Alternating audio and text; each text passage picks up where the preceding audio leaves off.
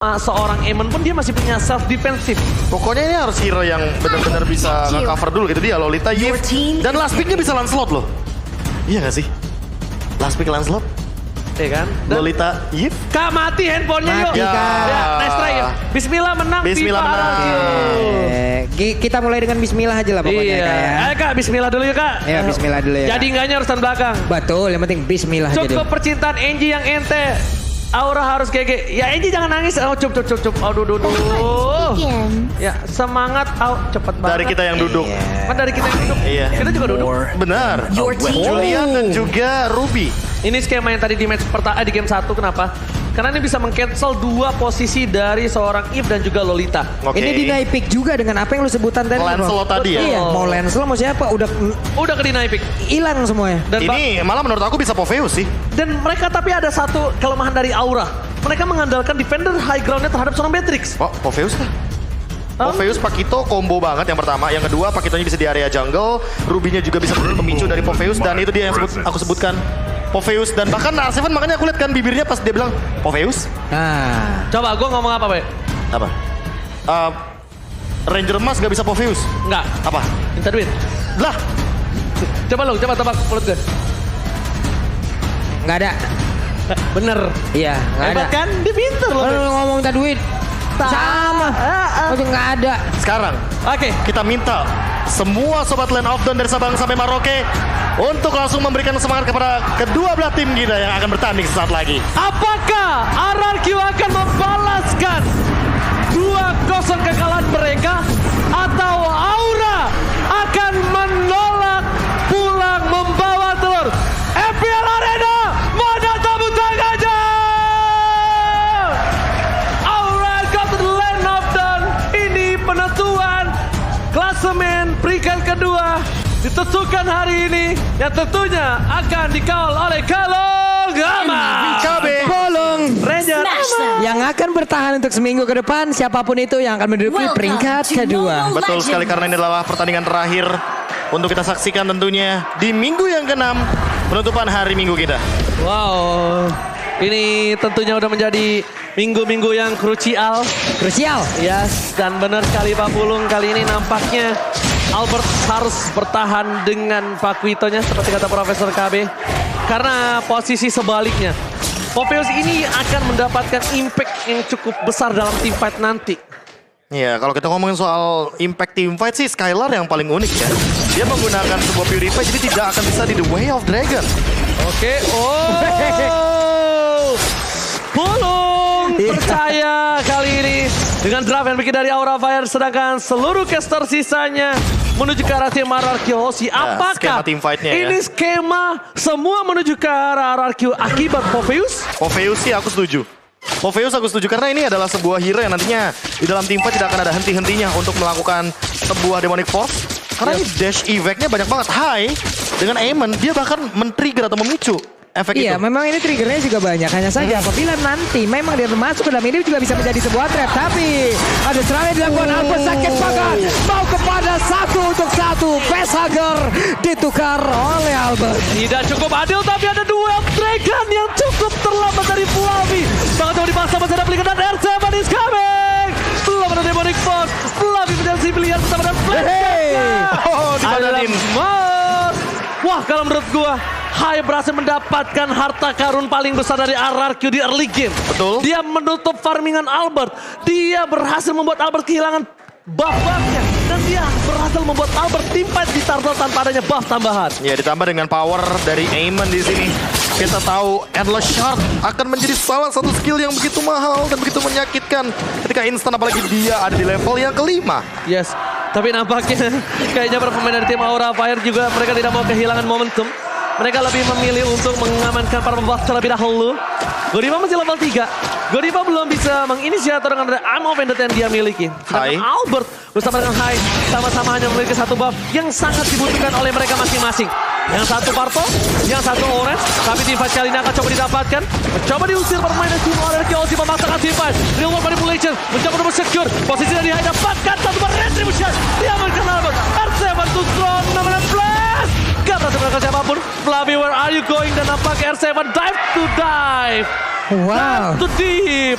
Menyelam terlalu dalam. Takutnya keselak karena gak ada nafas. Tapi Ben masuk ke dalam dan ternyata damage-nya terlalu satu poin tambahan. Godiva, where are you going? Apakah ada flicker? Tapi kali ini Godiva gak ada flicker. Dapat mendapatkan oleh Clay. Jaden from Pogor. Gak ada celah sama sekali untuk Aura barusan karena pertempurannya begitu baik. Bahkan Skylar pun mengambil peran utama yang banyak banget loh bro. Damage yang masuk semua. Apalagi kita tahu di sini lagi dan lagi ya. Aku sebutkan sekali lagi Skylar bawa Purify. Itu gak respect bisa di banget The ya. Way of Dragon. Jadi gak bisa ditangkap tentunya oleh Fluffy. Dan hal tersebut yang nanti akan menjadi sebuah mara bahaya ketika Facehugger dan juga Godivanya di sini dengan emblem yang dia amankan, terutama menuju kepada cooldown reduction juga bagi Godiva. Oke, tapi ternyata sempat attack-nya gagal. Tidak, Heavy Birthday gak berhasil. Tapi Hai dengan satu buah Purify kali ini headshot shot. Skylar take down. Permainan yang luar biasa bagus, trigger disiplin Hai. Gue harus akui sih, dari game pertama, trigger disiplin dia. Gak langsung asal mencet skill, dia tunggu momentum. Itu bagus banget Prof, dia sabar banget. Improve yang udah terlalu jauh dari Hai, jujur. Buset, ini sendiriannya Fluffy di area tersebut loh. Ada 2 orang yang akan menghajar dia, bisa-bisan bahkan 3 untuk kali ini. Fluffy-nya mau pergi ke arah mana? Selamatkah dia karena satu lompatan dan Demonic Force pun sudah ke trigger. Tapi tidak. Dan Numpang lewat. Dan itu mendapatkan bonus yang luar biasa karena Purple Buff akan menghandle sedikit level dari Hai. Albert dia bakal sedikit lebih develop untuk levelnya. Oh my god, bukan hanya semua yang ditutup dari Aura, tapi ini keuntungan untuk individual R7. Pertama level memang ditutup Profesor, tapi laningnya bakal dimenangkan R7 dengan satu buah purple buff atas seorang Fluffy. Ya, levelnya. Fight di dalam turtle juga, sedangkan dari seorang Eamon harus merelakan turtle yang kedua. Kalau menurut gua, kalau Dan lu ingat bakal ya. fight di sini, lu bakal rugi banget. Dan ingat Demonic Force itu mananya banyak banget digunakannya, mana costnya banyak banget. Dan sekarang udah kepotong pakai Oh diskon. iya, Purple Buff. Yes. Jadi kepotong banget untuk penggunaan mana pool yang dimiliki sama seorang Voveus. Dan untuk saat ini lihat setup Pinter turtle-nya. banget Hai-nya, lihat. Hai-nya pinter banget dan menurut gue itu keputusan yang sangat Individual. tepat. Melepaskan turtle untuk sebuah purple buff atas seorang Albert. Keputusan Mengejar yang tepat. ketertinggalan individual yang sempat Itu kita tepat banget. mention sebelumnya dikarenakan Purple Buff-nya ini bakal diamankan oleh Bahkan R7. sekarang mereka melakukan trade loh bro. Coba lihat di bagian bawah. Mereka dapat satu objektif sebelum turtle ini sendiri hilang. Oke, tapi dua yang Dragon kali ini telah dikeluarkan. Fluffy kali ini masih ada satu buah flicker. Mengejar Fluffy itu sama saja mengejar dia yang tidak suka sama kita. Sia-sia. Tapi real world manipulation. Godiva berharga 6 menit plus. Hilang begitu saja. Tidak ada Godiva. Ini berbahaya banget untuk mid lane turret mereka. Mereka akan memasang team fight dan nampaknya memilih untuk disengage. Oh, ini agak cukup unik untuk RRQ Osi dengan memiliki keuntungan yang ada real world manipulation dan seluruh timnya berada di area mid lane, Prof. Iya, mungkin karena dia tahu bahwa untuk clear wave minion ini urusannya Aura Fire banyak banget. Kabuki ada di sana, Hunter Strike juga udah ready. Apalagi kita tahu Hai di sini dengan penggunaan Endless Shard-nya dia bisa targeting langsung ke arah beberapa pemain dari RRQ Hoshi. Clear wave minionnya Aura Fire lumayan punya jawabannya. Namun untuk RRQ Hoshi karena mereka terpaut di sini dengan Skylar dan juga Albert untuk clear wave minion, alhasil mereka nggak mau ambil resiko dan kali ini kayaknya bakalan team fight juga di area top lane. Oke, Demonic Force again Godiva akan menjadi pilihan utama dan damage-nya terlalu sakit. Skylar Dikasih last hit. Lasitnya dikasih ya. Tadi kalau soalnya satu hit terakhir dari R7 dilepas begitu aja. Dan bisa kita bilang dari para pemain dari tim Aura Fire mereka kehilangan turret. Tapi ini turretnya belum terlalu impactful karena di area tengah yang cukup berbahaya. Albert memilih untuk mundur. Knockout strike telah dikeluarkan. Mencoba menyelamatkan satu buah mid turret. Dan bahkan mereka menjaga purple buff dari seorang Albert. RRQ Hoshi bermain dengan hati-hati. Karena mungkin ini yang harus digarisbawahi. Kabuki dan juga Eamon dari Hai ini benar-benar cannon glass banget. Glass cannon. Oh, kembali. Ya di mana nantinya kalau misalkan emang udah punya item dia bakal lebih mematikan lagi ketika sudah mulai melakukan team fight, apalagi kalau misalkan power spike-nya dimaksimalkan. Let's say Endless Shard 18 stack itu udah pasti instan ke arah Albert, ke arah Skylar, apalagi kalau misalkan tidak ada Athena Shield. Oke. Tidak ada Athena Shield itu sangat berbahaya, tapi lihat Conceal tadi berikan.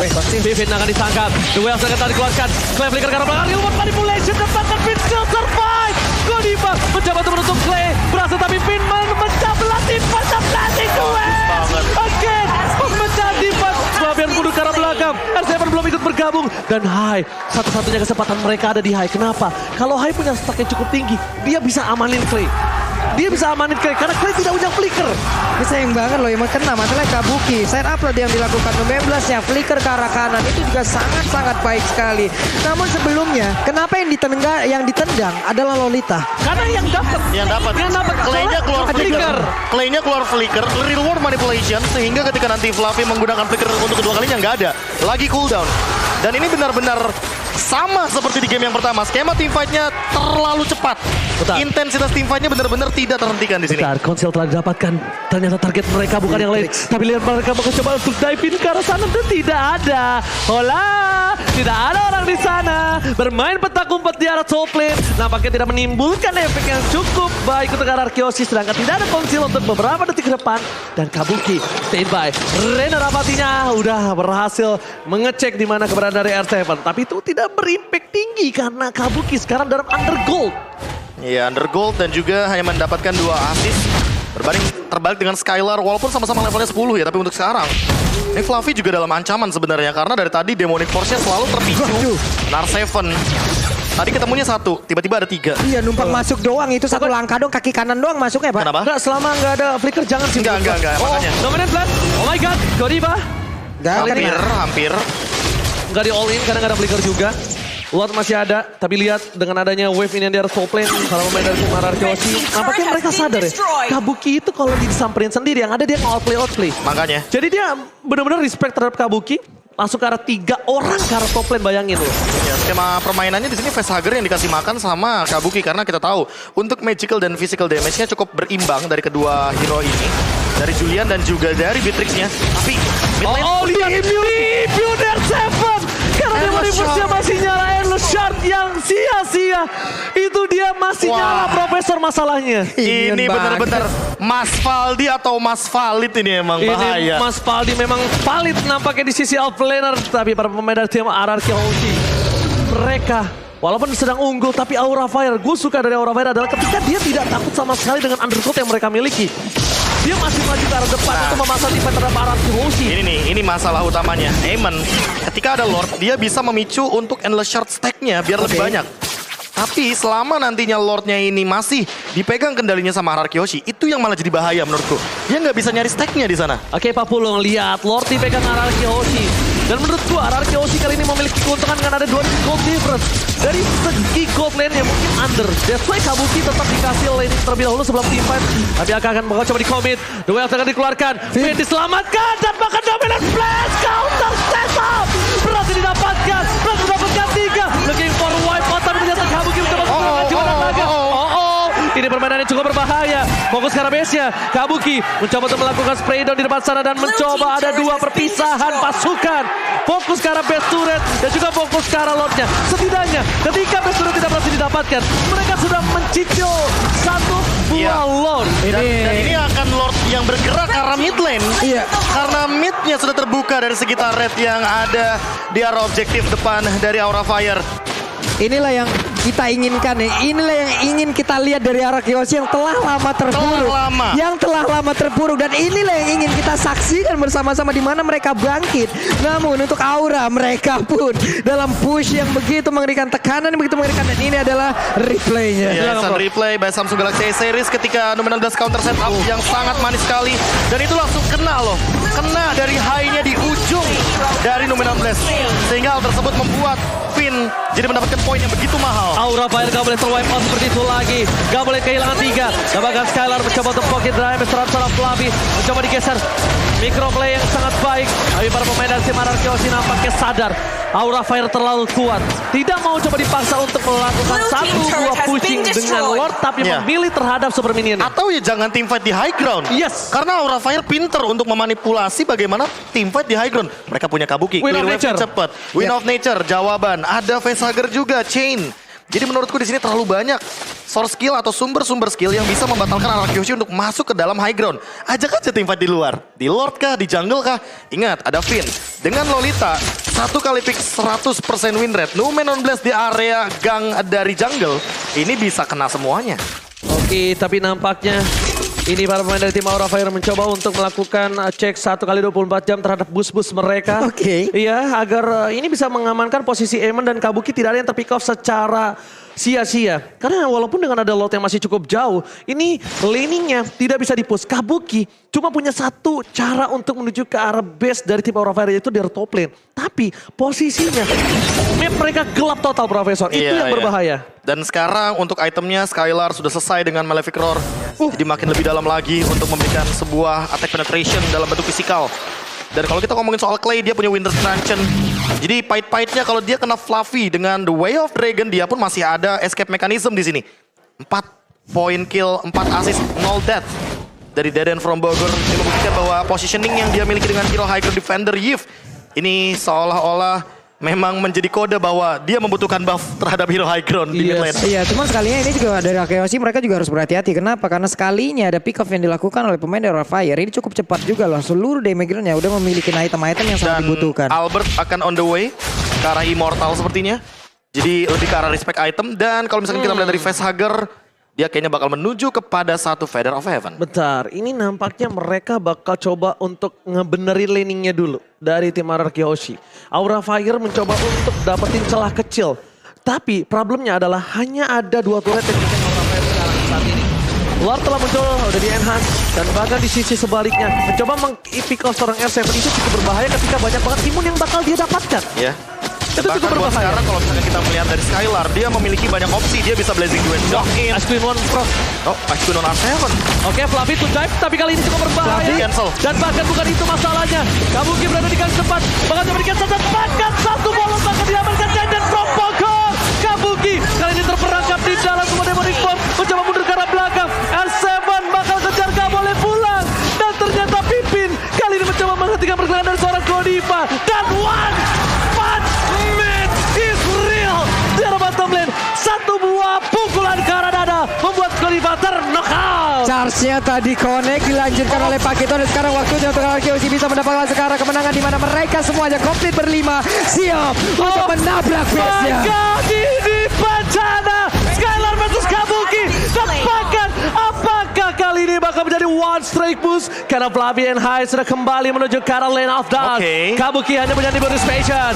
Fluffy dengan cepat berubah menjadi rocket dan Wesker. Ini tandanya Kabuki mode attack yang harus berhati-hati permainan tim Araki Hoshi yang dikeluarkan. Clay, tapi nampaknya sang raja bangun dari tidurnya kah? Dan terlihat masih ada Winter Truncheon mencoba menyelamatkan Eamon. Eamon gak bisa bertahan. Godiva ter-take down. Immortality, Liberus Patient belum menjadi salah satu pilihan teman. Dan ini dia raja dari skala raja bangun dari tidurnya dan berhasil membalaskan dendam mereka. Wipe out.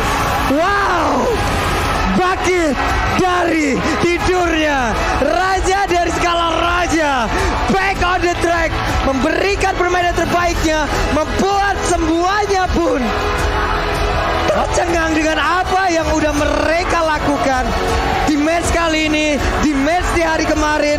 Mereka membayar 3 kekalahan sebelumnya. 2-0 untuk 2-0. Tanpa balas. Tanpa balas. Yes. Jadi kita bisa bilang fair untuk kedua belah tim. Fair enough. Fair enough. Leg 1 Aura 2-0, Ya. leg 2 Araki Hoshi 2-0. Dan ini adalah kebangkitan yang mungkin dinantikan oleh para Kingdom. Di mana Araki Hoshi back on track setelah sempat terseok-seok di minggu yang ketiga. Minggu yang keempat masih mencari karakteristik gameplay lamanya. Minggu yang kelima mulai bangkit namun ternyata masih bisa terjatuh. Dan minggu yang keenam mereka benar-benar bangkit total. Bangkit dan menarik sang naga yang sedang terbang ke udara untuk turun dan merasakan betapa kerasnya MPL Indonesia season yang ke-10. Hey, Onyx sepertinya juga harus berhati-hati. Onyx akan menjadi korban selanjutnya, bisa Karena saja. bisa saja Onyx lah yang selanjutnya akan ditarik oleh Araki Hoshi di ujung puncak klasmen. Onyx harus lebih aware. Lihat betapa senangnya Skylar.